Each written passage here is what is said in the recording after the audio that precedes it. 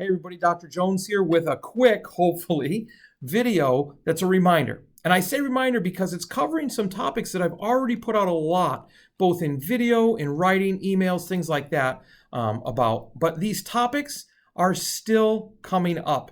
So I just need to touch base to make sure we're all on the same page. Look, we're streaming our classes, which means the teachers at the high school have 15 kids in front of them, or up to 15, while they're teaching 15 or up to 15 kids virtually that are remote at the same time.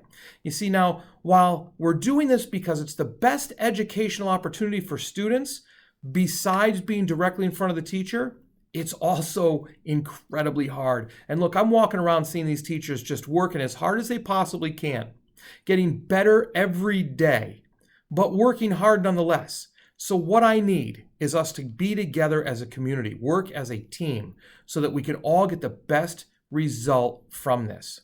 So the first thing I want to talk about is attendance. Look, students, you need to log in if you're virtual. And I don't mean log in and log out 2 minutes later. I don't mean log in 30 minutes late. You heard me, 30 minutes late in a 56-minute class. They're absent. They may as well not be there. Log in, be on time, show up. Google Meet just updated its platform. So now, after the teacher ends a meet, they shoot them a spreadsheet of who was there and the times they logged in and logged out. Look, that matters. That's being present or not present. And now that affects your grade. Because if you're not present, you miss key instructional stuff that you need to do well on your grades.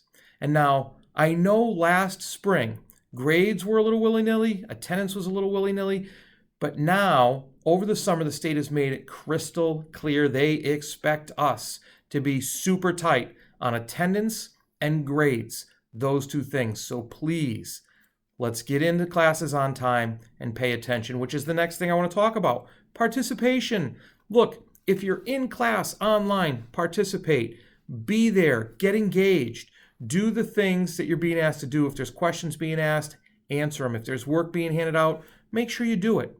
The whole idea is to not log in and turn your camera off and disappear. So students, when you log in, you need to have your camera on. If there's a specific reason, permission to not have your camera on has to come through the main office, has to come through me.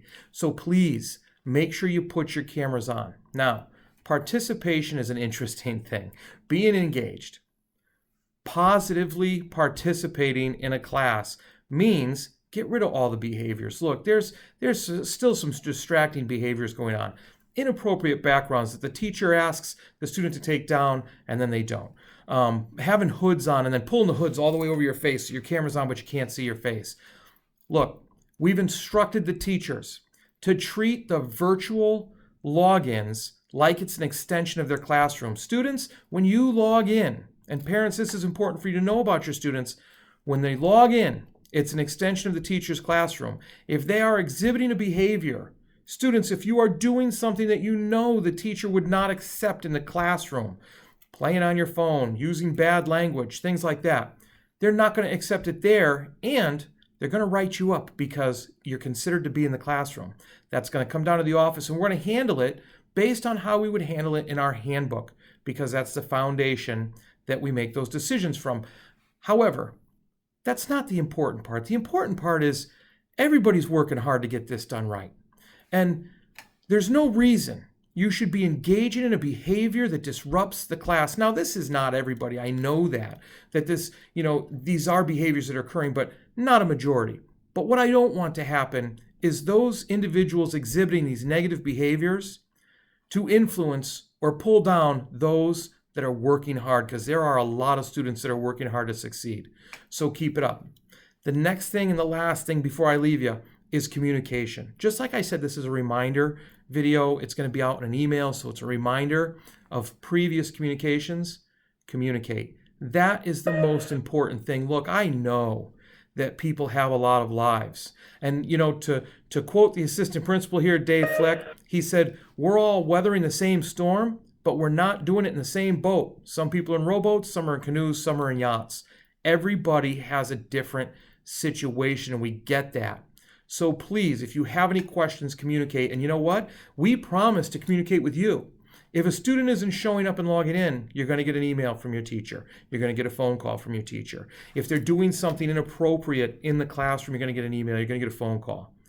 The only way we're going to do this successfully is to do it together. And the best way to do it together is to communicate with each other on a consistent basis. So please, if you have any questions, reach out. We'll reach out to you if we have any questions or concerns.